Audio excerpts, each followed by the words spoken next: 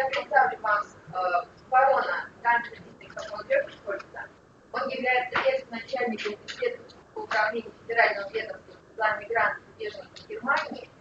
На протяжении почти 30 лет он возглавлял научно-исследовательский институт экономических исследований и был главным экономистом и руководителем отдела экономических исследований Федерального ведомства по делам мигрантов и беженцев. И сегодня он является главным таким международным экспертом по вопросам миграционной политики и принимает участие регулярно в национальных и международных экспертных обсуждениях, связанных с вопросами миграции как на территории европейской части страны, и вот завтра он будет принимать участие как эксперт в международном круглом столе по регулированию миграционных процессов на территории евразийского пространства. И завтра будет достаточно большой интересный круглый стол с представителями из стран Европы, из стран Азии. И в данном случае, вот конфликт, я думаю, что как он будет с вами поделиться той ситуацией, которая происходит в Германии, рассказать о каких-то тенденциях, и, естественно, мы вас всех призываем к тому, чтобы это был живой диалог, потому что он очень открытый, очень эмоционально такой вот радушный человек, когда с удовольствием приезжает и выступает, и, по крайней мере, студенты университета нашего всегда дают на протяжении лет, которые он к нам приезжает, зарекомендовали себя такими вот очень такой интересующейся аудиторией. Я надеюсь, вы поддержите то мнение, которое сложилось об университете, о студентах, и можете сегодня тоже выстроить диалог, который будет интересен и вам. Лекция на английском языке, поэтому при рождении презентации, я думаю, что визуальный ряд, потому что будет говорить наш с вами эксперт, будет достаточно понятно. По крайней мере, мы изначально прочитали, и я понимаю, что сохранить все те, кто по-английски сможет воспринимать информацию. Спасибо вам огромное за то, что пришли. Я передаю слово. Thank you very much. Thank you, Natalia, for your kind invitation and also the introduction of my person. And as you I'm coming from Germany, and I'm representing in the first place myself, but I've been till 2014 the chief economist and the head of research on the Federal Office for Migration in Germany, a very important institution. And today I will present some facts and figures about the migration into Germany, and particularly in the metropolitan areas and the metropolitan cities of Germany, maybe also in comparison with metropolitan areas here in Russia, like Moscow or St. Petersburg and other metropolitan areas. What does it mean to get migration from outside the country, to get migration from foreigners coming to the country, coming in the metropolitan areas, and trying to live there and to work there. And what are the experiences we made in Germany with these kind of people who are searching work and also integration into society. And in my presentation, I will present some facts and figures, and I hope I can manage here the technique. What is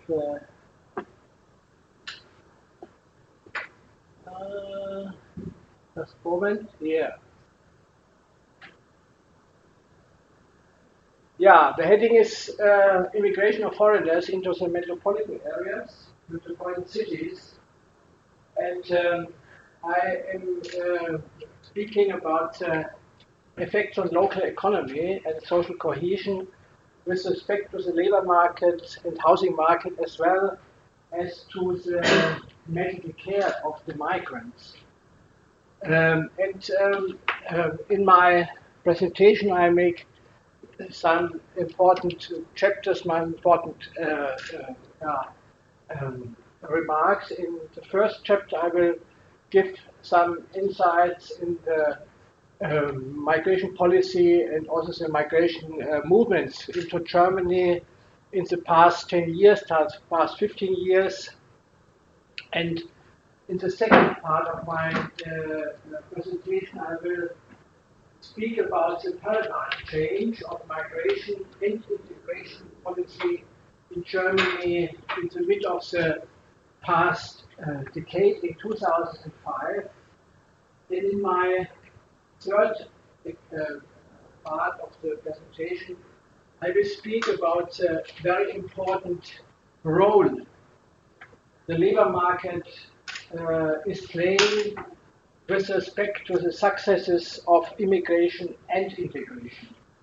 Immigration and integration in Germany we are managing together, meanwhile, in contrast to the years before, in the 1990s or 1980s, migration and integration have been managed separately, and so far we have some failures, we have witnessed some failures, and these failures we have tried to avoid since the past 10 years. And we learned also that the labor markets are very, very important as a prerequisite for the success of immigration and integration, not only for the migrants, but for the whole society. It's very important. It's not only benefiting the migrants, but the whole society. And in my fourth chapter, I will show some correlations between migrants' education on the one side and employment on the other side. And in my fifth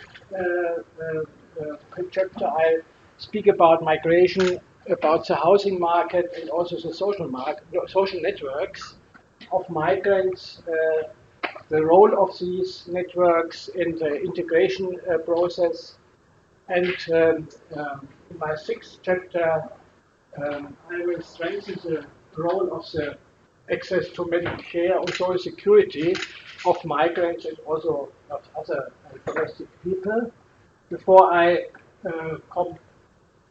compile the results and also make some conclusions referring or relating to the migration and integration policy in the future, in the near and the wider future, also with respect to the demographic challenges Germany is facing in the next 10, 20 or 30 years, as well as other countries like Russia.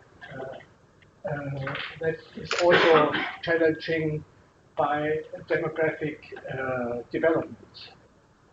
As to my introduction, I will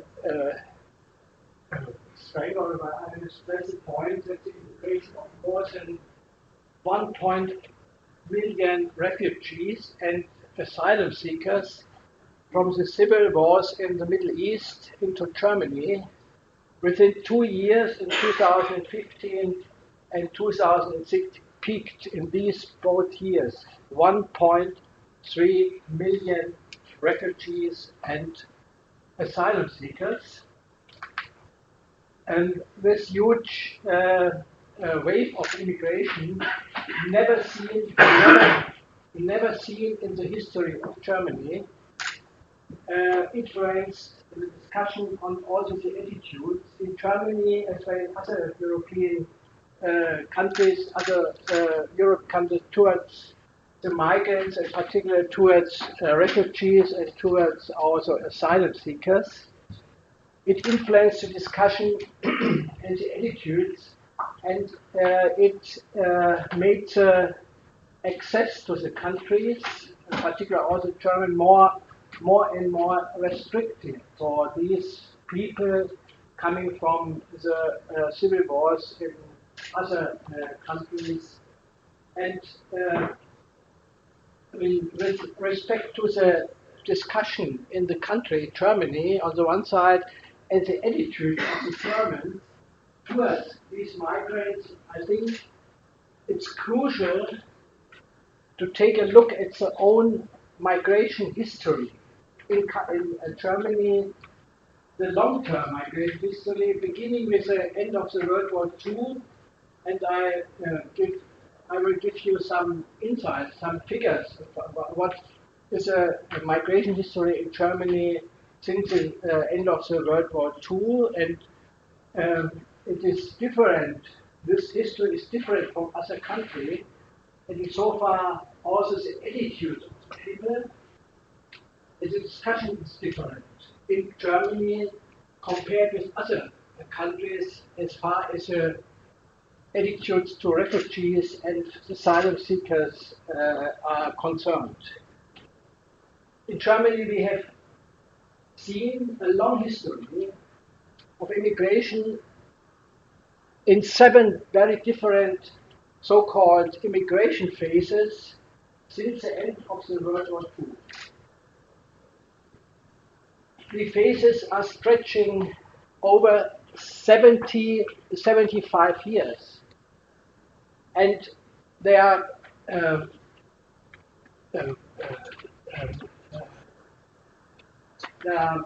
ups and downs of the immigration balance, the net immigration in Germany between 1947 and 2016. 1,000 person, you see the scale on the left hand, and on the bottom you see the different years from 1947 to 2016, and you can also see the peaks in the 1990s with also more than 1 million people coming from outside the country, from outside Germany, and with a peak also in 2016. And the light green columns indicate the German refugees coming after the end of the World War II from Eastern Europe to the new Federal Republic of Germany.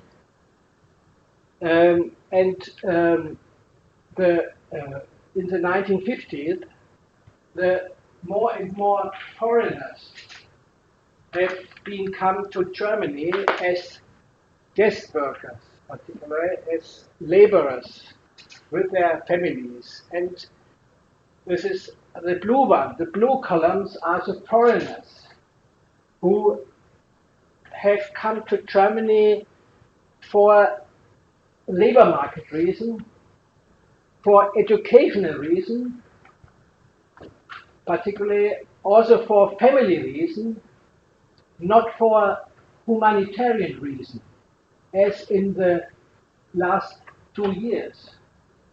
The last 2 years, the most people came as asylum seekers and refugees for humanitarian reason. In contrast to the decades before, where the most people came as laborers or as workers or as family members or as children and so on.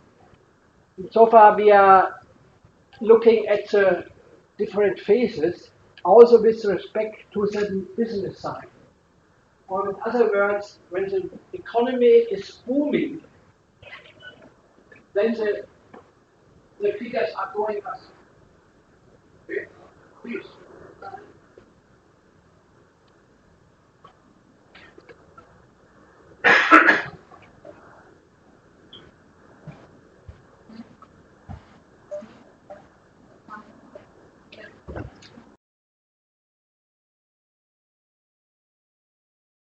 That's very nice, and I'm very pleased to have so much students here in the room, and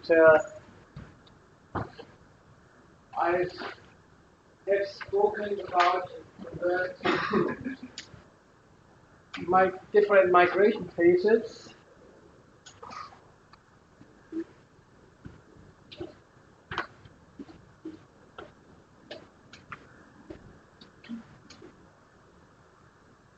Okay, nice to see you all, and welcome once more all the to the students. And we are the field of the German migration history, and I spoke about the long-term migration since the beginning, since the end of the World War II. And the net migration means the immigration minus the immigration is indicated in Germany by many ups and downs. The green columns represent the Germans who came from other countries, particularly after the end of the World War II, who came from Eastern Europe to the new founded Federal Republic of Germany. And in the 1950s and 1960s and 70s, more and more workers came to Germany to build up the German economy and also to support the German economic miracle. And the migration figures has depended on the ups and downs of the economy. With other words, when the economy was on the increase, then more and more migrants came to Germany and have had access to the German labor market. And when the economy was on the downswing phase, then more migrants left the country than immigrated to the country. You see it in the 1960s, in the 1970s. Every time when the German economy was on the decrease and the contraction phase, then less migrants came to Germany because they knew that with the downsizing of the economy, they had less and less opportunity to get a foot on the labor market. In other words, when the German economy has been boomed, as in the 1990s, in the course of the German unification, then the figures gone up, as you see, in the 1990s. And so far we are separating 7 phases in Germany since the end of the World War II. The German refugees and settlers in the 1950s, the guest worker recruitment program in the 1960s and 70s, the recruitment stop in 1973 due to the deteriorating of the labor market in Germany. And in the course of this recruitment stop, the family reunification program. Then came in the 1990s the German unification with many German resettlers also from Eastern Europe. And in addition to these German immigrants, people from the Balkan came to Germany in the course of the Balkan Wars, and between 2000 and 2011, we have seen less and less migration into Germany before the figures exploded in the years 2015 and 2016 due to the huge wave of refugees and asylum seekers.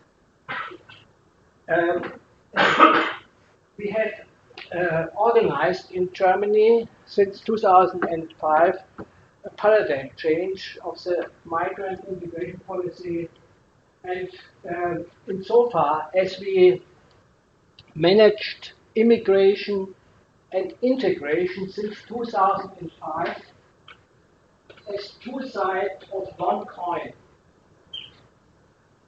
they have been managed together and not separately as in the decades before. And very important was a joint support of the legislators, the government, and also the jurisdiction by the civil society, by social partners. The unions was very important, the employers' association were very important, and also the migrants organization. All these institutions, all these stakeholders had worked together for a better management of immigration and a better integration of these newcomers into the German society and also the German metropolitan areas and also in the German labor market. And since 2005, more than 2 million persons or participants attended to the so-called language courses offered since 2005 by the government, federal-wide, and 1.7 million attendees in various language courses, from general courses to special ones for young people, since the middle of the last year. The German society, I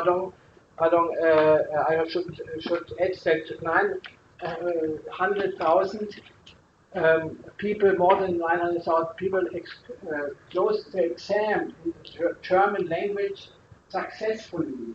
It's very important to have the exam for the entrance in the labor market in Germany and for the certificates in Germany.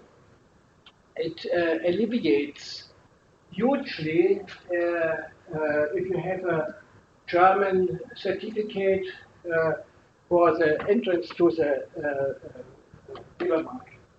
And between 2005 and 2016, the German society, you can also say the German government, but it is the German society and the German taxpayers have spent more than 3 billion euros for these integration courses. If you transfer this in rubles, it's more than 250 billion rubles in 10 years. And as economist, I have always said to these figures, there was a huge investment in the human capital of these migrants since 2005, and the investment in the migrants have been paid off meanwhile by high employment rate and other indicators. As I stressed at the beginning of my presentation, labor market is very important, is a very important prerequisite for the success of immigration and integration. The labor market is the tool, the most important tool for integration of the migrants themselves, but also for the family members and also for the children. And in Germany, we have always avoided shadow economy, and we have always strengthened the official labor market by general labor market reforms, also in the past 10 years. It was very, very often discussed. Please, come in. Was very critical also discuss these labor market reforms, but it was successful insofar as we have seen the reduction of the insider-outsider problems on the labor market by abolishing widespread rigidities.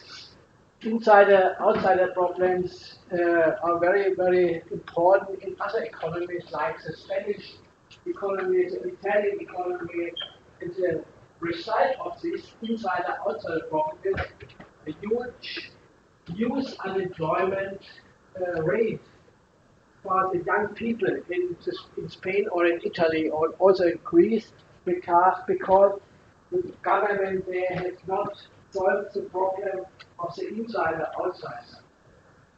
And in Germany we have managed to get more employment for all, namely by realizing complementarity of migrants to domestic people, to domestic laborers, to domestic workers, complementarity of newcomers in the labor market to the domestic laborers, domestic workers, instead of, as in other countries like the mentioned countries, Italy or in Spain, avoiding the substitutionality of migrants by domestic people. It means that if a newcomer is coming into the labor market, then a domestic worker is going from the labor market, is replaced by the newcomer and is substituted. The domestic worker is substituted by a newcomer, and we in Germany have avoided by our labor market reform that such substitution is taking place in the labor market.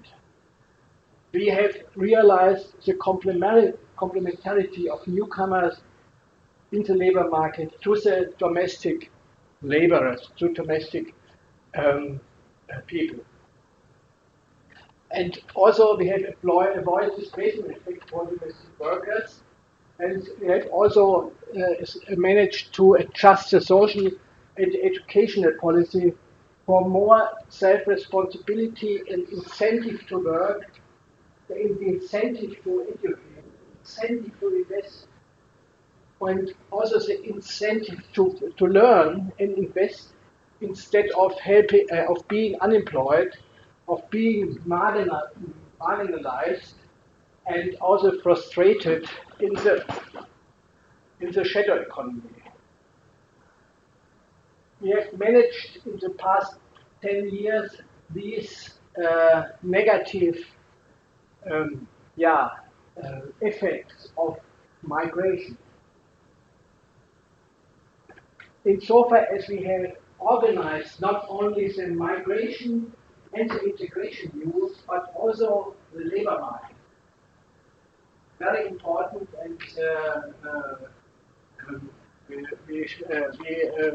I'm always saying that it was also the labor market reform was a requisite of the success of the labor market. And it's also important that the research at the university, that the applied science is making such analysis and also advising the lawmakers and also the politicians for reforming the labor market, reforming the educational system, reforming the integration and migration policy with respect to the newcomers coming from all over the world. And in Japan, Germany has managed to get more employment not only for the domestic, for the German workers in the past 15 years, but also for the foreign workers.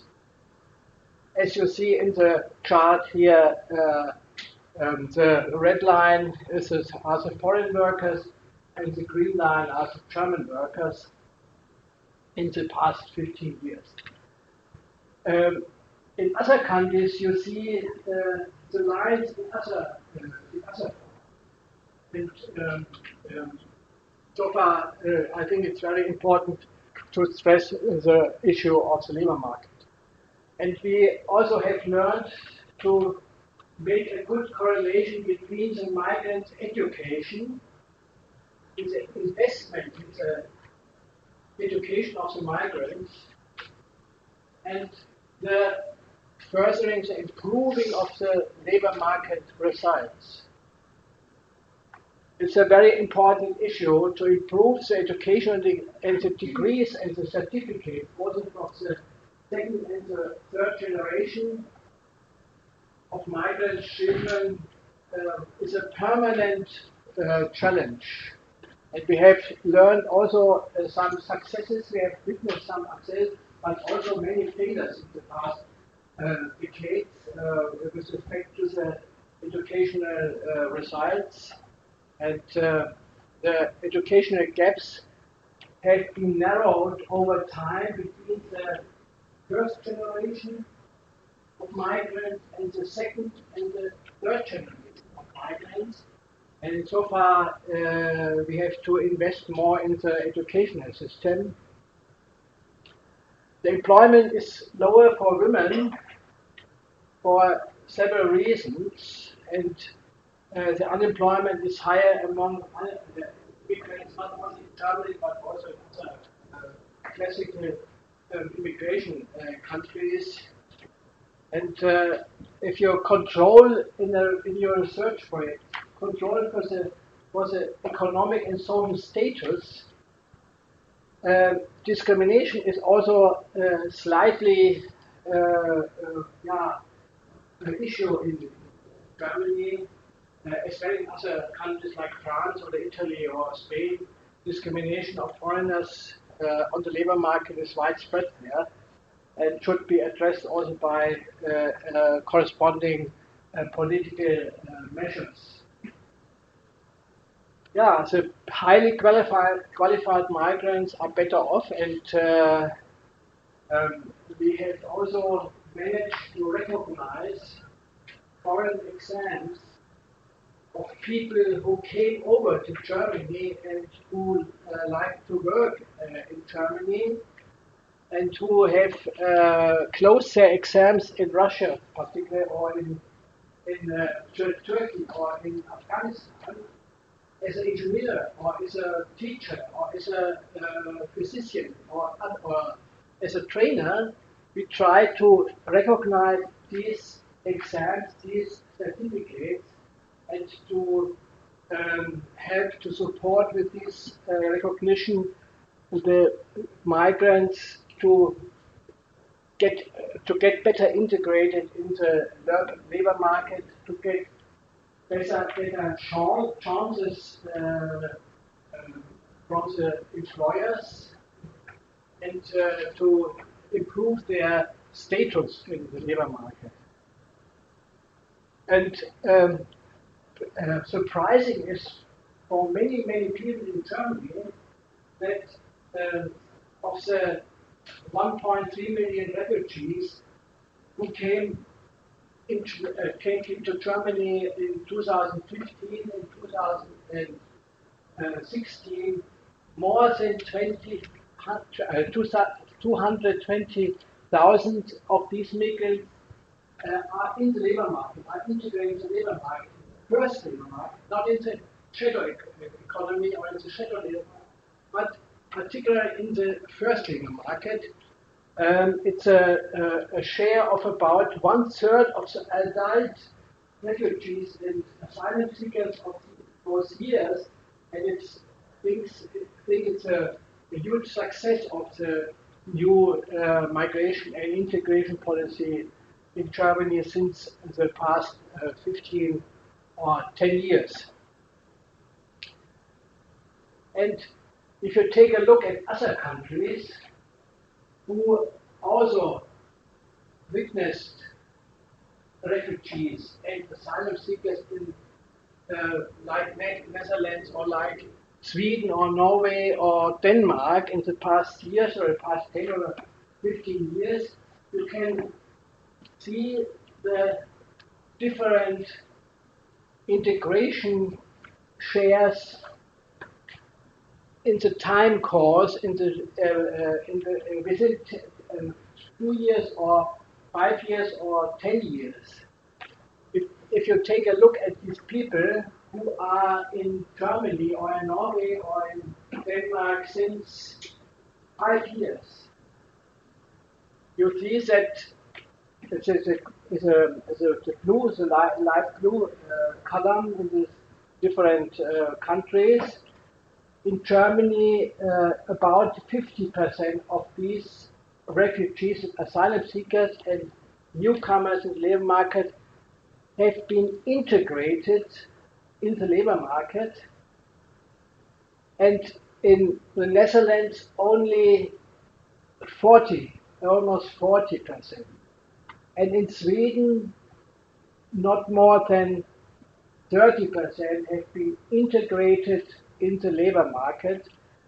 And the difference is more pronounced after 10 years. If you take a look at the green columns, and then in Germany, more than 60% of the newcomers and refugees and asylum seekers have been integrated into the labor market, compared with only 50% in the Netherlands and also 50% in Sweden. And it has to do with different also citizenship policy, and we can speak about this issue also in the discussion. What about the migration in the housing market on the social networks? They are playing a great role in the metropolitan areas in Germany. And if you take a look at the map of Germany, you see the metropolitan areas like Berlin, like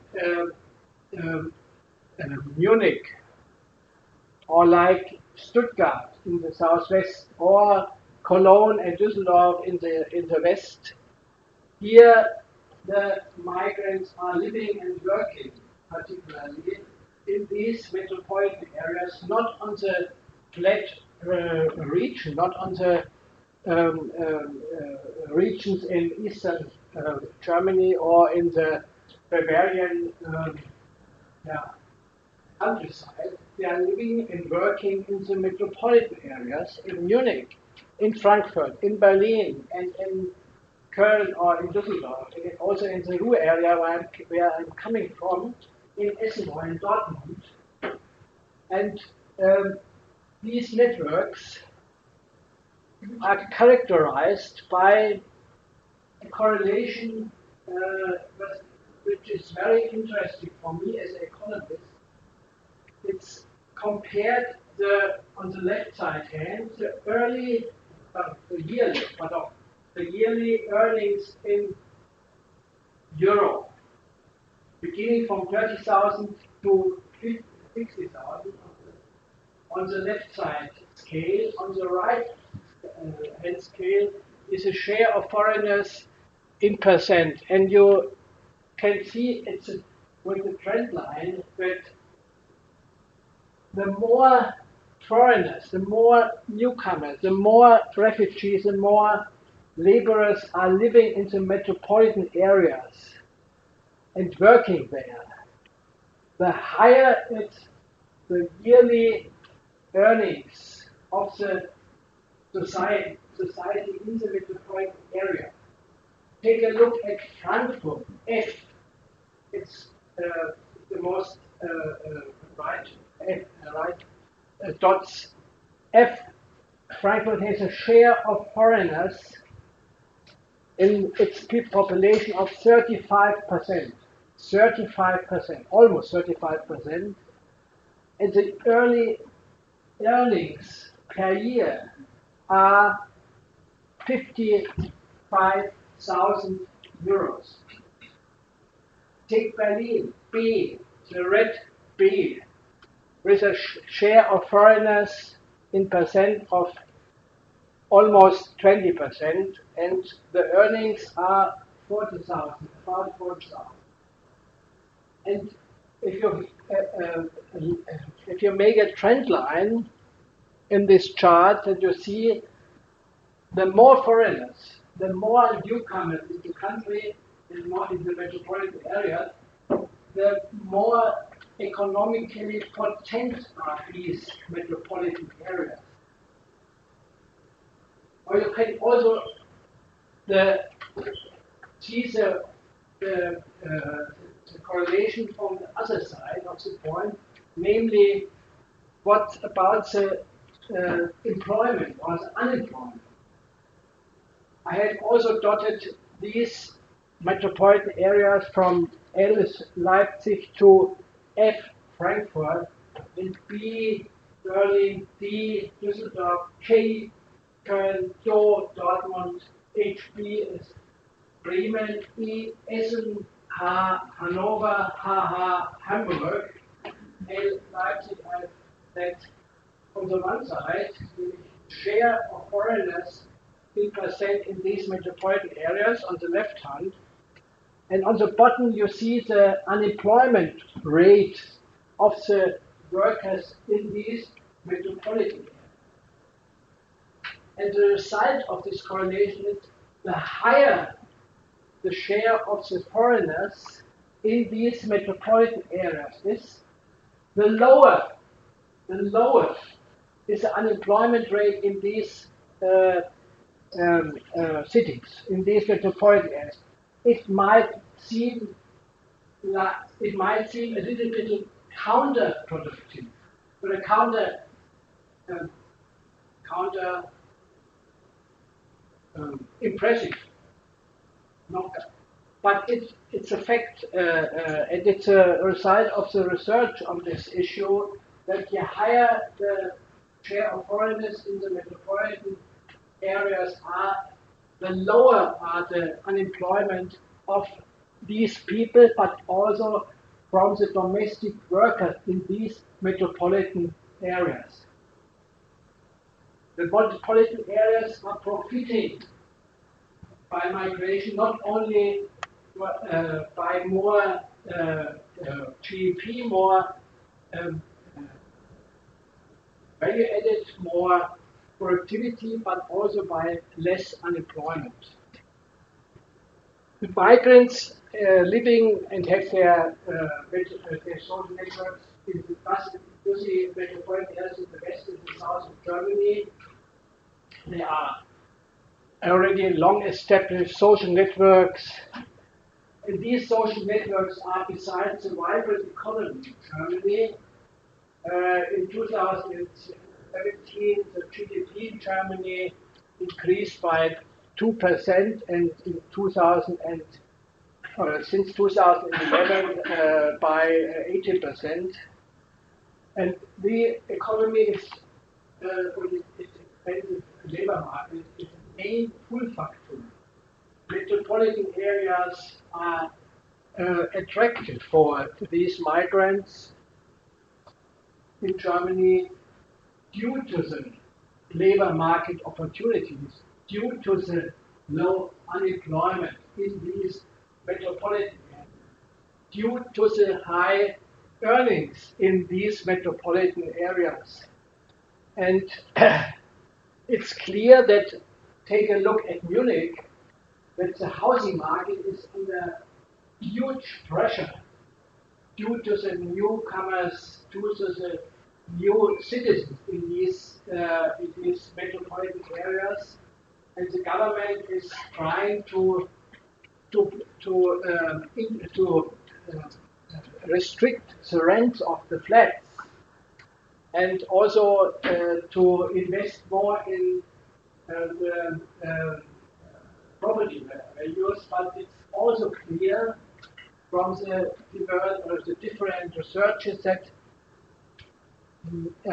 migration and integration in the metropolitan areas is leading to the redistribution of income and wealth from the bottom to the top. The rich people are more profiting by the migration and integration of the people in the metropolitan area than the poor people in the cities, particularly also the poor domestic workers. And as a result of this, of this development, unsatisfying development, there are some policy measures very important. Very important policy measures, namely avoiding ghettos and parallel societies for foreigners in the outskirts of the cities in Germany. And we can see, and also in comparison with other metropolitan areas like Paris or Chicago or other American metropolitan areas, that Germany is more successful for avoiding such parallel societies and also avoiding ghettos. You have some parallel structures in some rural cities like Duisburg, and maybe also in Berlin, in Kreuzberg, or in other parts of Berlin, but these parallel structures are not so important compared with such structures in the mentioned metropolitan areas in France or in the United States. If you take a look at the access of these migrants into metropolitan areas to the medical care and the social security system, though we have in Germany the motto or the leitmotif that access to these systems, the transfer system, the healthcare system, also the housing system, depends on the residence and the employment status of the migrants. The more insecure the status is, the more difficult is access to the medical care and the other social transfer in kind and also in cash. By working in the shadow economy and also by working in the informal economy, the access is very difficult in Germany.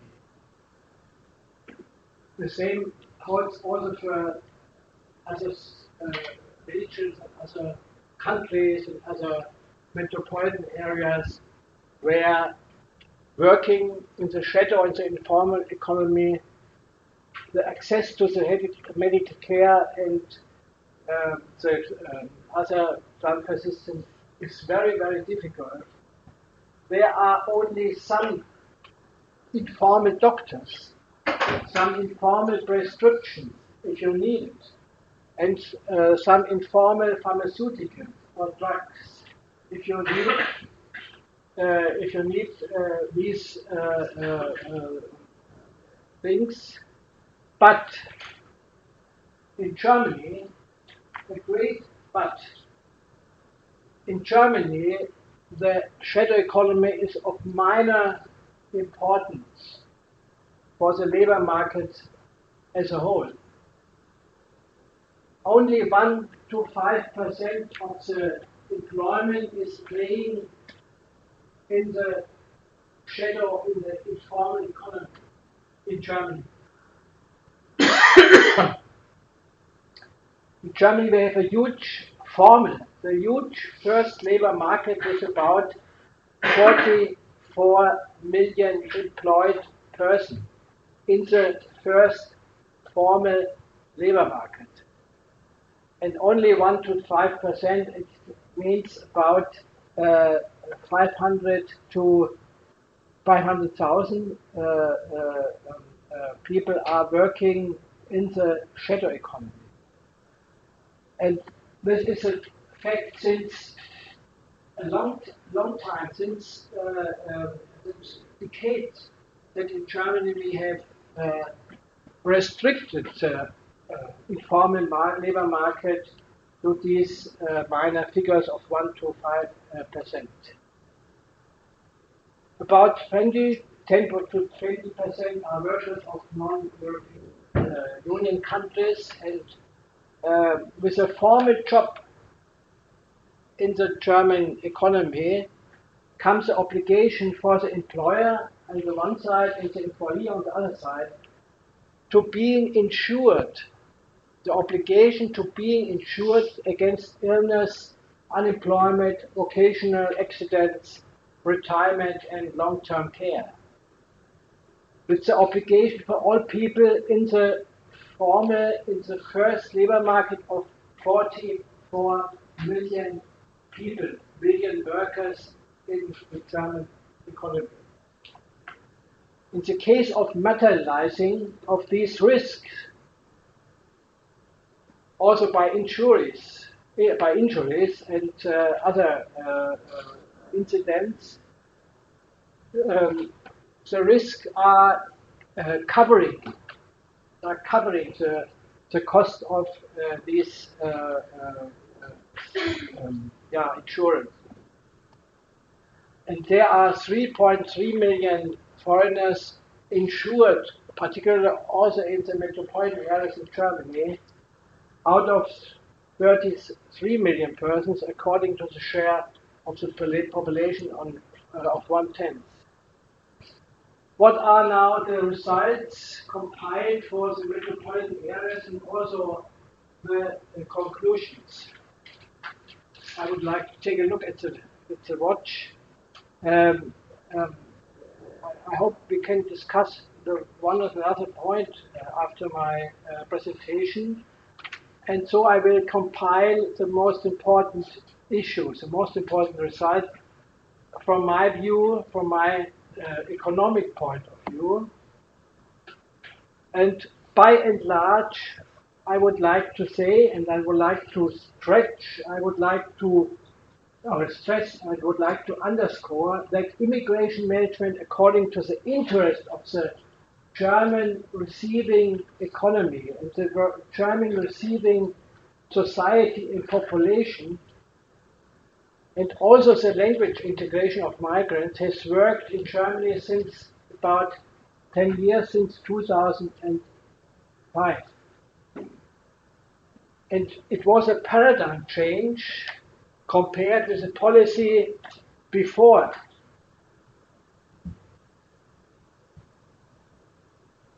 Very important, I think, is also for the compiling of the result, the joint support by the stakeholders of the economy and the society. Who are the stakeholders? The stakeholders, particularly the government, the legislator and the justices, and also the employers and the trade unions, the Mittelstand, and particularly also the corporate economy. The corporate economy is demanding these people from outside the country, these migrants. They are training these people for their plant, for their farm. Within a period of 2 years or 3 years, the corporate economy is investing in these people. Former as asylum seekers, now as a trainee in the corporate economy by Siemens or by the Deutsche Bundesbahn or by other stakeholders. The corporate economy is very, very interested to get these peoples who came as refugees and asylum seekers 2 years ago, 3 years ago, for their labor market, for their corporate economy labor market. Due to the fact that the economy, particularly also the corporate economy, is booming in Germany. And it is also under the stress by the demographic development in Germany.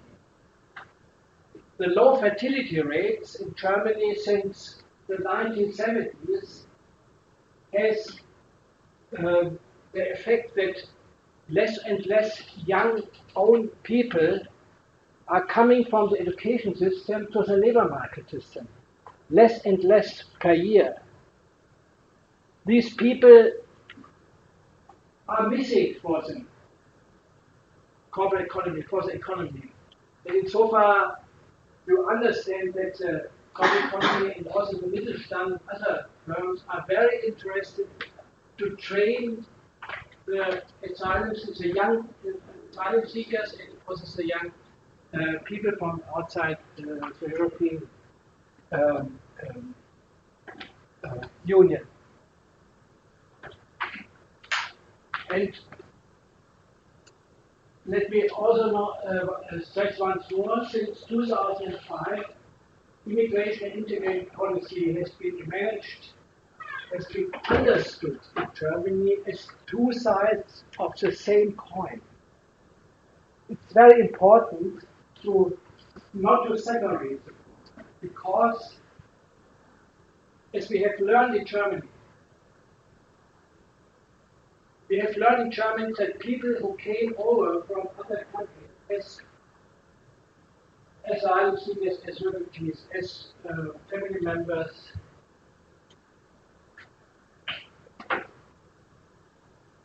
have stayed in the country since the migration process. They have stayed, and only few have returned to their home country. They stayed in the country, in Germany. And we learned that we have, therefore, to organize the integration of these people who are staying in the country for a long time, and they are residing in Germany, and they getting also the German citizenship after a while, to make migration and integration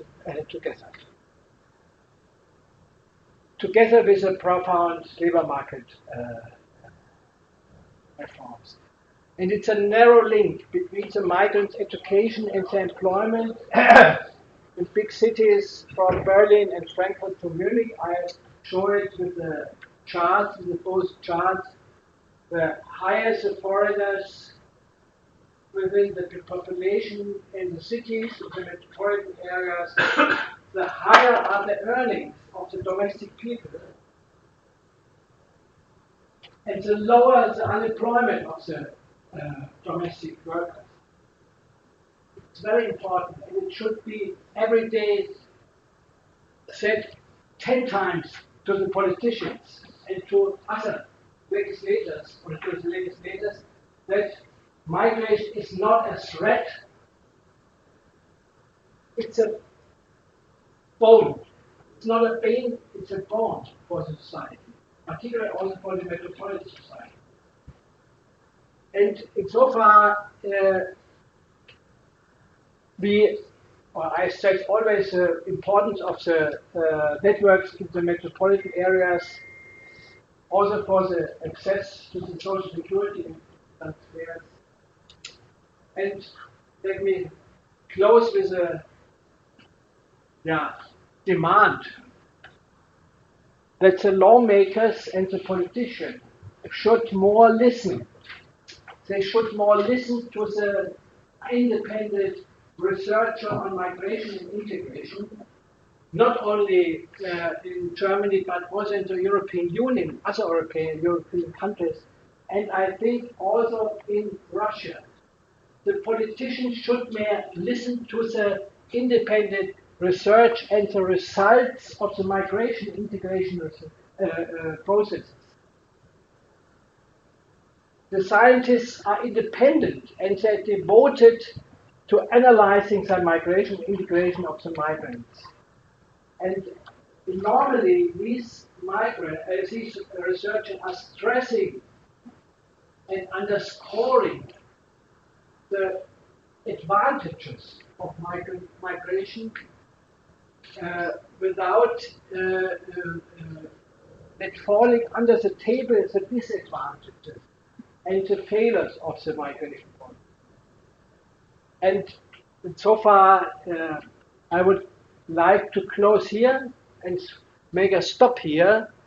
And I hope you have some question to my presentation, and also maybe a comment or some things from your point of view as young people, young students, standing before the labor market and awaiting that the labor market in Russia or in other countries are accepting you with your good education and your good exams here on the RUDN University, and to enrich this country, but also other countries with this investment in the education of the young people. Thank you very much for your attention, and if you would you like to have more information, please click on www.bamf.com or send me an email under hdvloeffellholz@gmx.de. Thank you very much.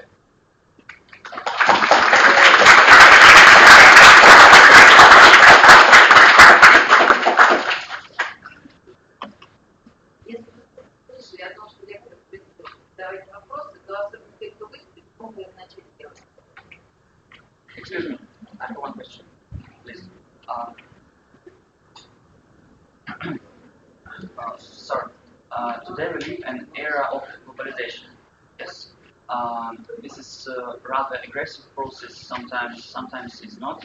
But we cannot deny that this process is irreversible.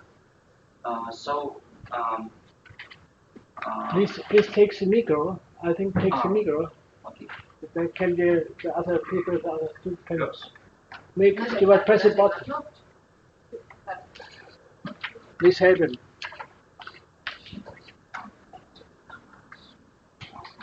Yes.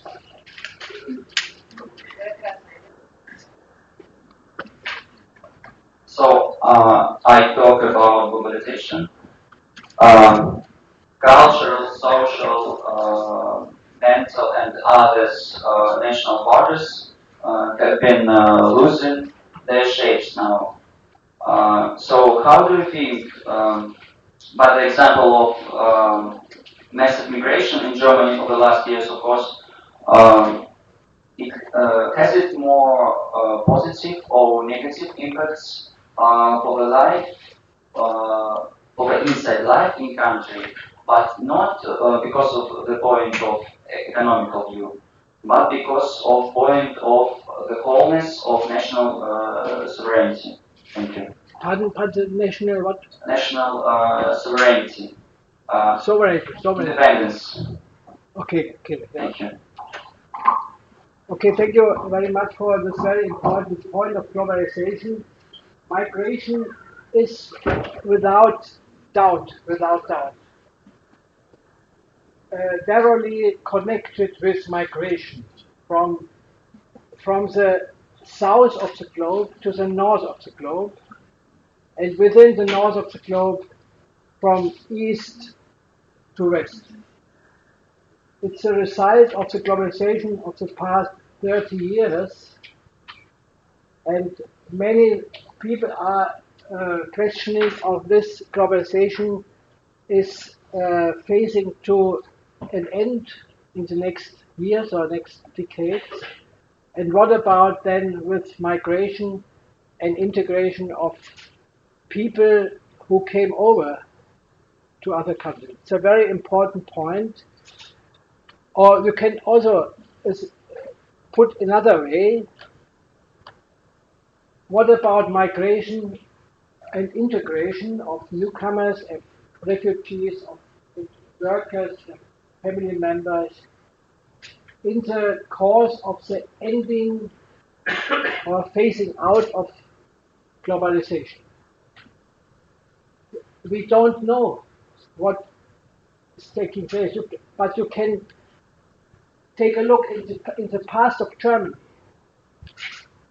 In the 1950s, 1960s, 1970s, nobody talked about globalization. Despite of the fact, many people from outside the country came to Germany as guest workers, as family members, as I have seen, have showed in the chart.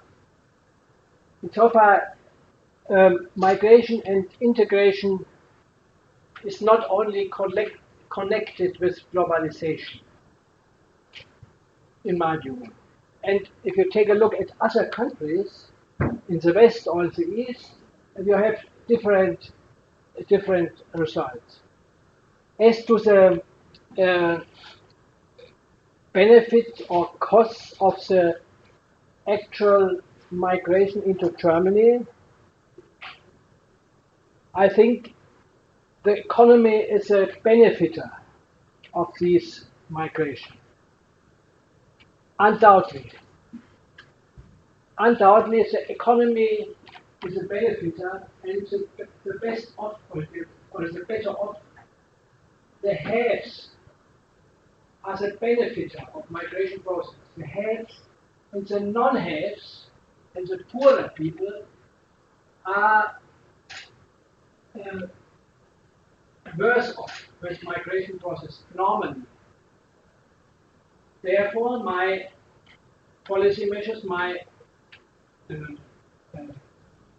demand, we have to invest not only in the migrants, but also in the own people, in the domestic people, children, and so on. And under the line, I would like to say that from the economic point of view, okay, I stressed it once more that the result is very good. From the societal point of view, from the point of view of social cohesion, particularly, from the point of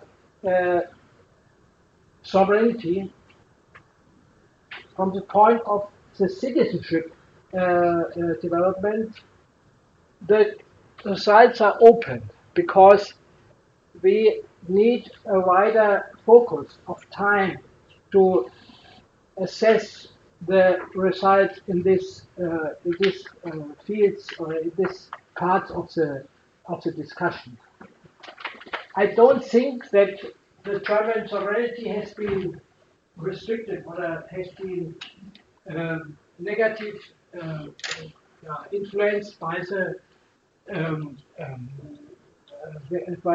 movements of refugees into Germany. But we have seen in the fierce discussion in the European Union between the Eastern European Union members like Hungary and Poland and Czech Republic and other countries who are very reserved, who are very critical to the influx of migrants, particularly of migrants from the Muslim world, in contrary to the West European countries like France or Germany, we are more relaxed in this respect, because we have made a long-term experience with these refugees, as I have shown with the chart from 1947 to 2016. The situation is different in the Eastern European member states. The situation is different also in Russia. And I see the differences clearly. But I would like to encourage you, against the backdrop of the German experiences in the past 70 years, to understand these developments as a chance also for the own country to get modernized, to get younger, to get more flexible, and to get more able to cope with the challenges of the next years and also next decades. The migrants are supporting you with the challenges as far as the German experience are concerned. And I hope I have answered your very important, very interesting question beyond the pure economic point of view. Thank you.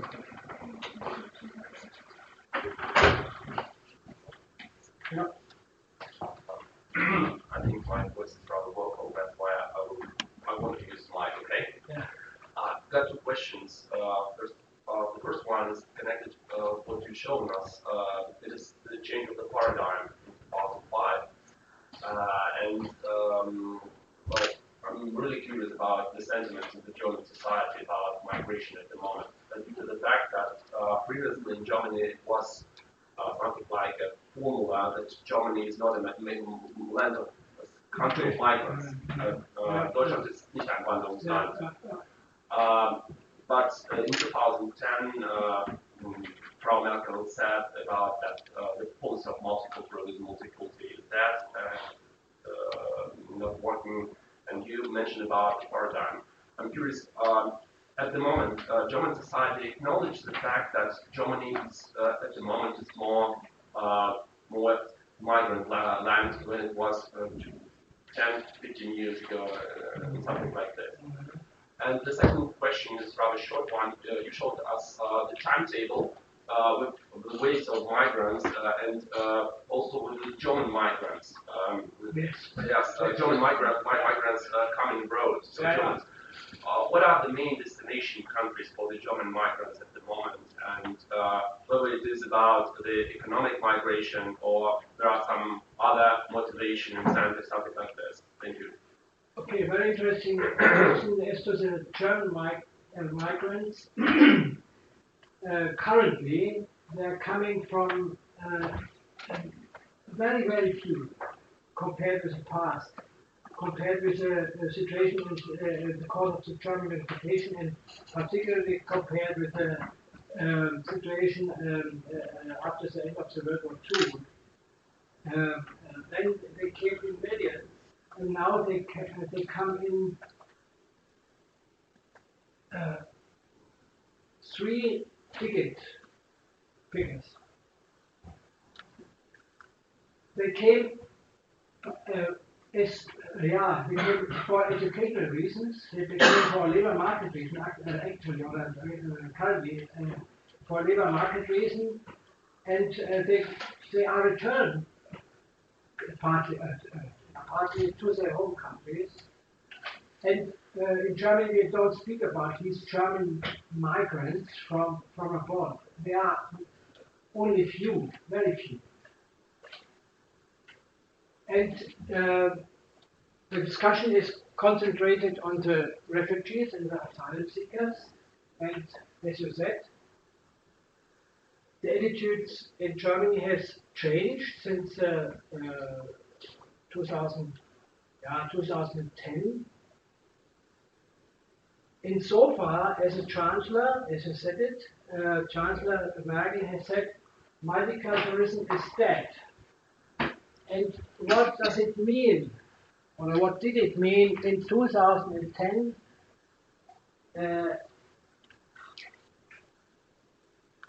It meant that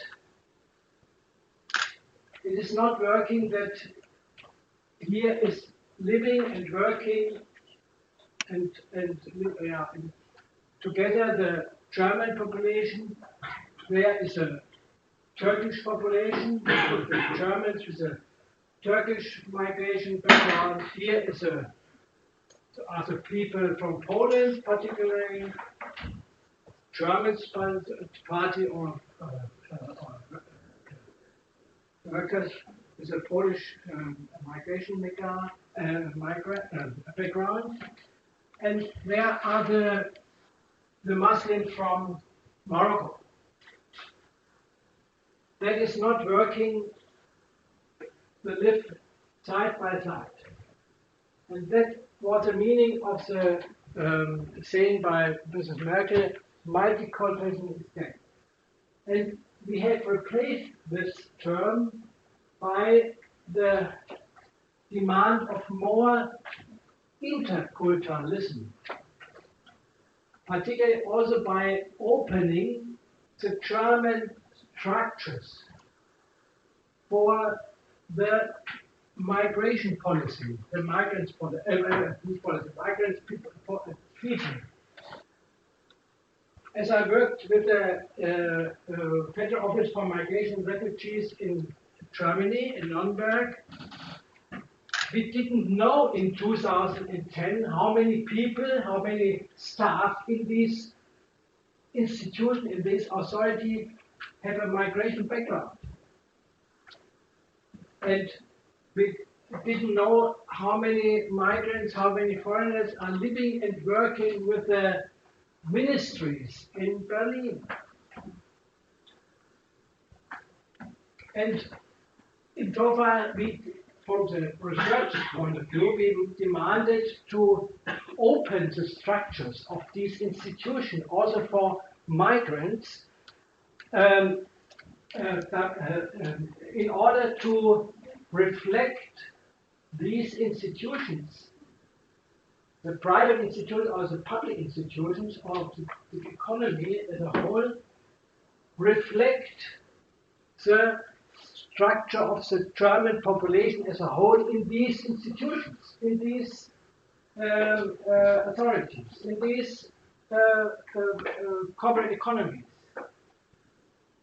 It meant in this phase that if 20% of the German population has a migration background, as in this phase was the case, then 20% of the staff in these authorities should have also a migration background. And meanwhile, many of the German authorities and institutions, the public and the private institutions, have opened their structures, have opened their staff for the migrants in order to reflect also in these institutions the structure of the population. The best example for the opening of the authorities is a foreign authority in Germany. It's an authority where the foreigners in Germany, where the people with my migration background receive their documents, they have to apply for the residence status and have to apply for social transfers and have to apply for language courses. This authority, the foreigners' authorities in every city of the German Republic, in Munich or in Essen or in Hamburg or in Berlin, has also to reflect the structure of the population.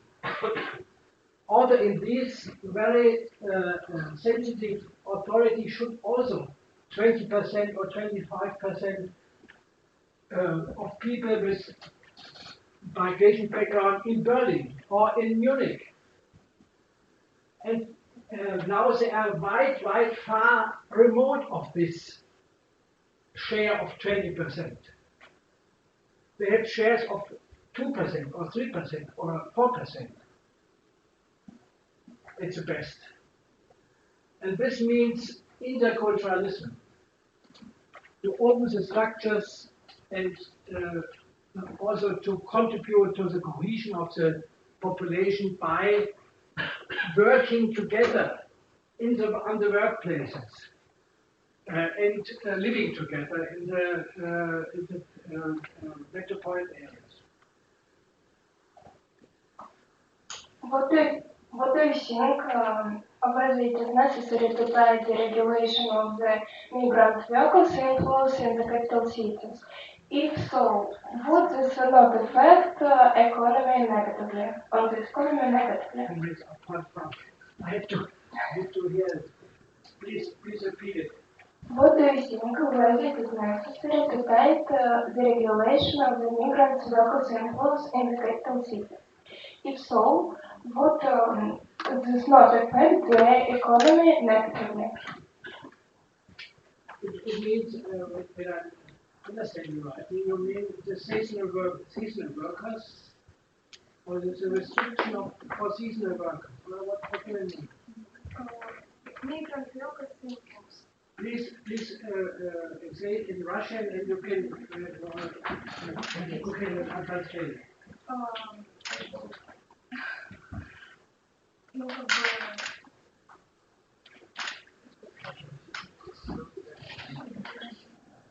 Ну, пару скажите, сейчас переведу. В общем, тут вопрос заключается в том, как влияние, насколько я понимаю, получается... Как приток мигрантов ну, в больших городах. Как его ограничить, и надо ли, и как это повлияет на экономику? She's asking about the influx of the migrants to the metropolises and whether it should be limited or not. And if yes, it should be limited, in what way and something like this, tools of limitation. Okay, thank you very much for a very interesting question.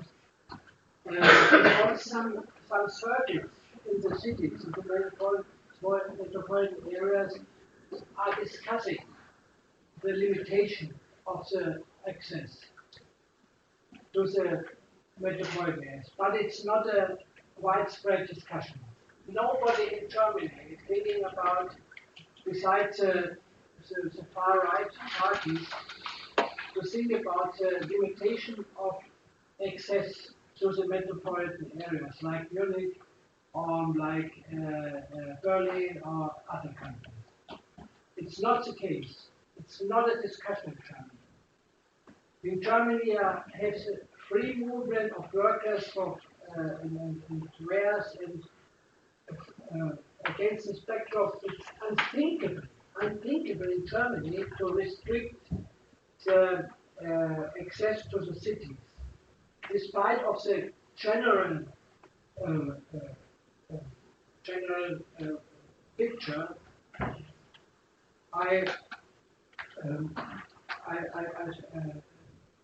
presented now. There are some minor regulations as far as access, the movement of the asylum seekers and refugees are concerned. They have no free movement to go from. They take a little town in the eastern country, take Gera particular, to move from Gera to Frankfurt unlimited. It's not possible. As long as they are refugees and asylum seekers. If they have an employer in Frankfurt, or an employer in Wiesbaden or in Berlin who is interested to employ this refugee and asylum seeker, there's no limitation. Because there is an employer who is caring of the refugees, the asylum seekers, who is training the young adult, who is investing in these people. There are no limitations of access to the metropolitan area. As long as they are refugees and asylum seekers, and as long as they get transfers from the state, there is a limited access to the metropolitan area. Very good question. Thank you very much for this point of issue. Okay. I have a question. Would you tell us, please, what role, in your opinion, does the increase in the number of national communities play in relation with the local population? Yeah. If I understand you rightly, then you touch the point of the demographic development in the metropolitan area. I mean, in every country we have national communities. Yeah, right? The networks, yes. Yes, yes. And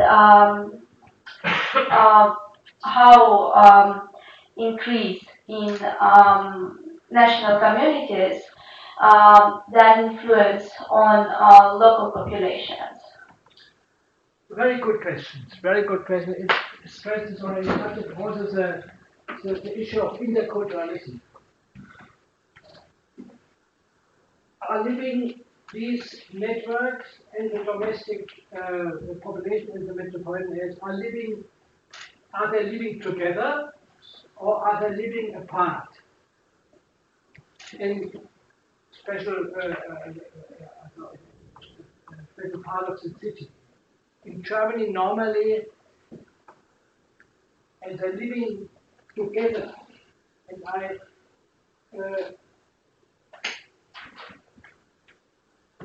mentioned two examples where the people are living not together. Namely in Duisburg, Marxloh, on the one side, it's a Turkish community which has developed since 30, 40 years. And in Berlin-Kreuzberg, where also Turkish or other Muslim communities are living outside the population in Berlin. But you can take a look at Munich, you can take a look at other metropolises, as Hamburg. Okay, you have in Hamburg you have an Afghan community, Afghan network in Wilhelmsburg. But I think they live together with a civil society there. And in Duisburg, these networks, these communities are also living together. And as I was in the Federal Office for Migration and Refugees, we have addressed these communities, the so-called migration organizations, to work together with the authorities and with the majority in the cities, in the metropolitan area.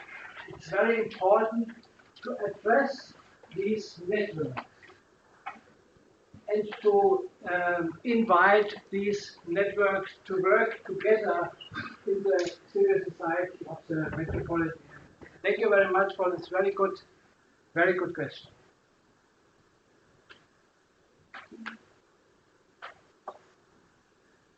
Thank you for a very interesting and informative lecture. I've got a question as to the share of really employed. You mentioned the figures that you have 220,000 employed out of 700 to 800 generally present in the day. So it is 1/3 and it is a success. But why are the other 2/3 not employed? Are there limitations of law, for example, during them being the procedure, or they just haven't yet learned the language, or? No. You have to distinguish between three groups. The first group are these 220,000 adults who are engaged and who are have coped with the success of the labor market in the short term. The second group are the women. The women with the family, the adult women with the family, who are not able, who are not ready to work in the labor market. And nobody is demanding that these women with children should work. It's not nobody is demanding this. This the second group. And the third group are these people who are not able, due to the lack of the German language and the lack of the training on the workplaces. They need a time of 3 years or more to be trained for the workplaces. And so far it's not surprising that only 1/3 of the people are employed within 2 years or 3 years. And in my view, it's a success because you have the figures in other countries like Netherlands or in Sweden, where the figures are, or the shares are very, very low for these people who came from, 2 years ago or 5 years ago. Let me stress on this point also another aspect of the discussion, another aspect of the issue. The aspect has to do particularly with respect, the comparison between the different European countries, Sweden, Germany, Netherlands, Norway, and Denmark.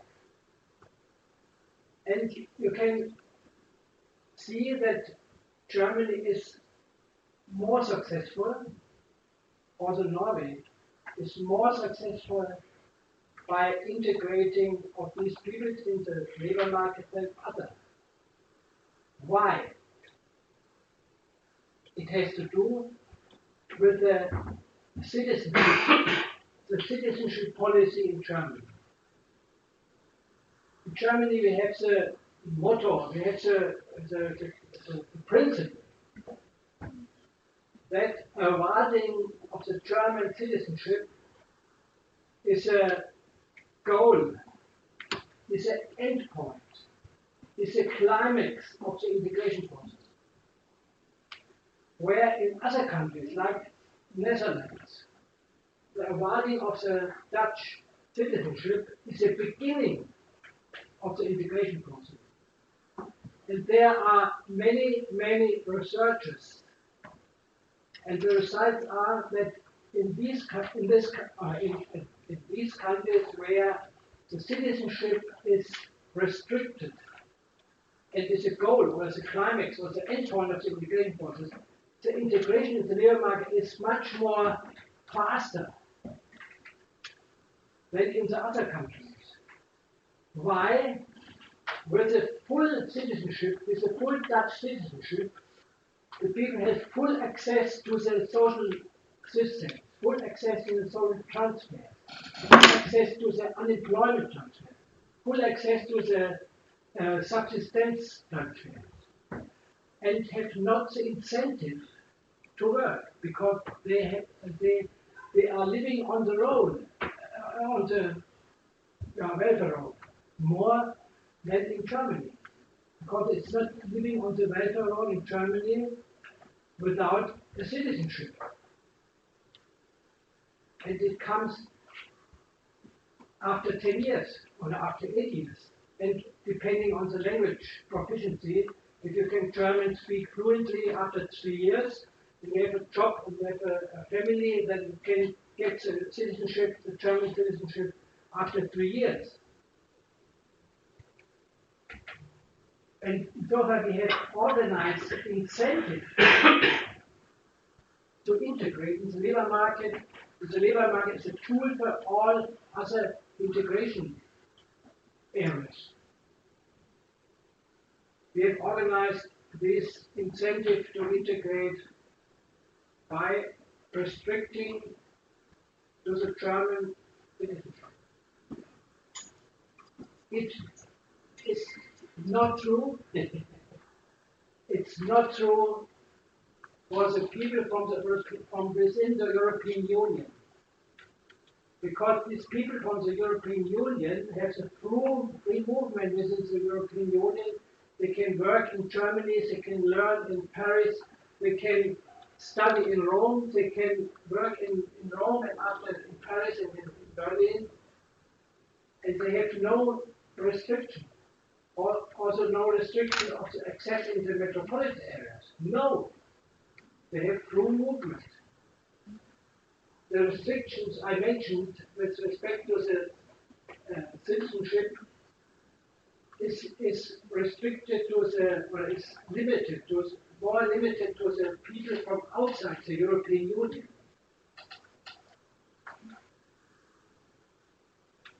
And the people from inside the European Union are not interested to take on the German citizenship. They have the Italian citizenship, the French citizenship.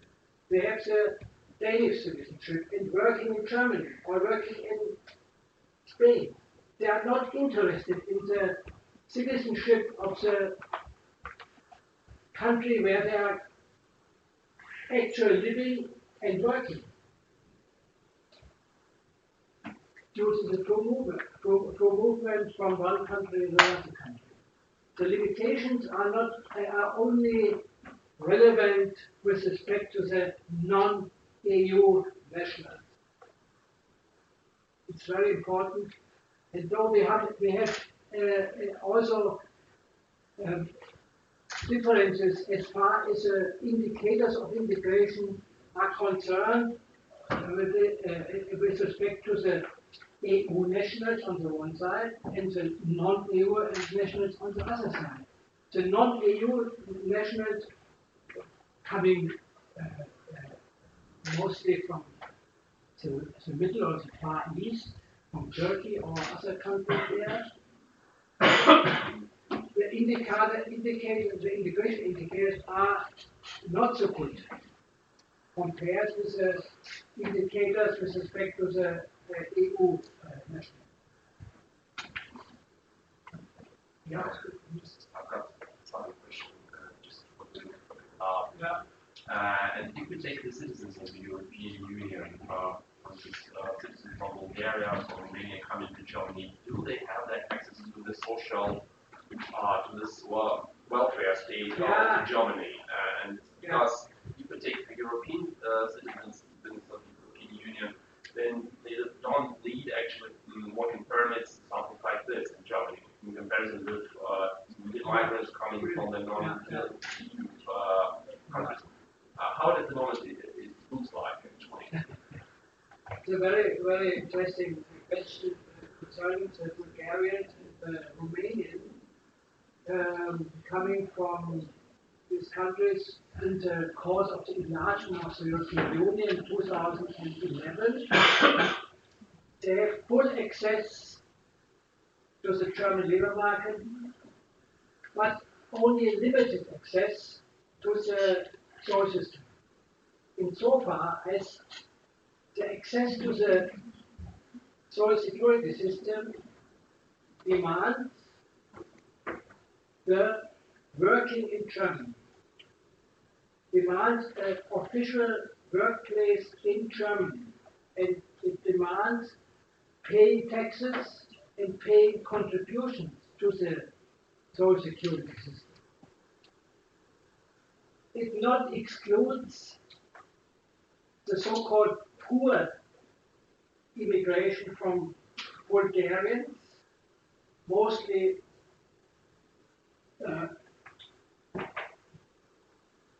Romanians, or from Romania, also with many Romanians. The poor immigration to the Ruhr area, particularly to Cologne or to Mannheim or other metropolitan areas. It's not excluded that these people came over and are living on the welfare roll. But normally, the European treaties have forbid the shopping, the transfer shopping from one country to another country. And actually, is a discussion as far as the child transfers are concerned in the European Union.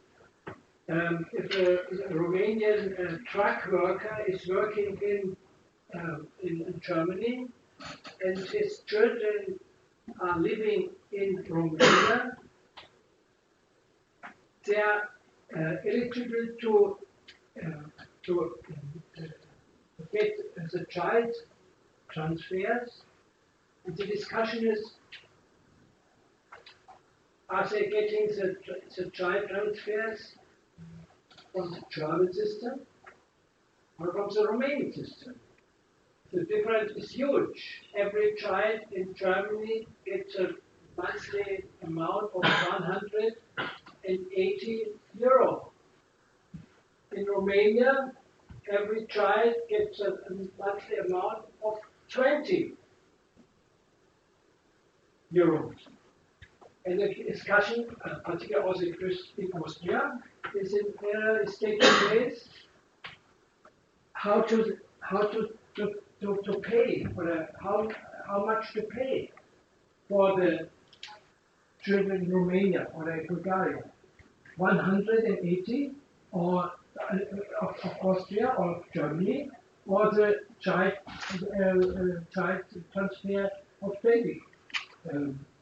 The new government in Austria, the mid-right government in Austria, tried to reduce the child allowances from 180 to 20 euro per month. But it's not so easy. It's not an easy issue because the European Union treaties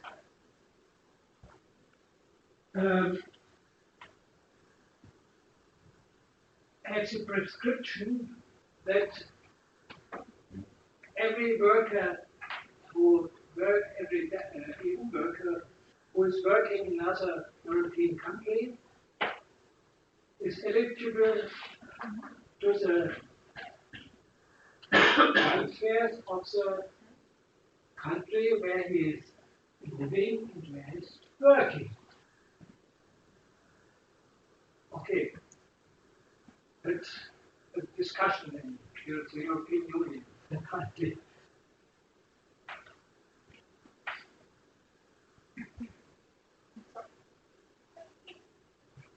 Okay, if you have interest in the issues of identity, please click in the bump and you can send me an email, and I send you also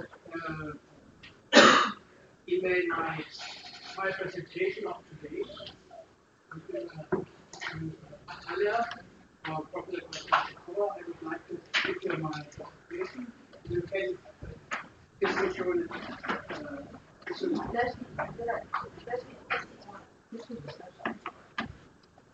Если кого-то написал, я может меня резать,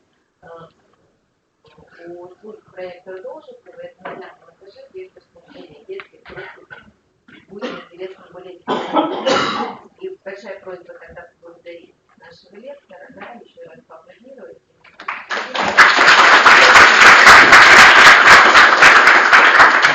I would like to thank you once more for your attention, for your very interesting questions and issues. And I hope we will meet again here at the RUDN University. Thank you very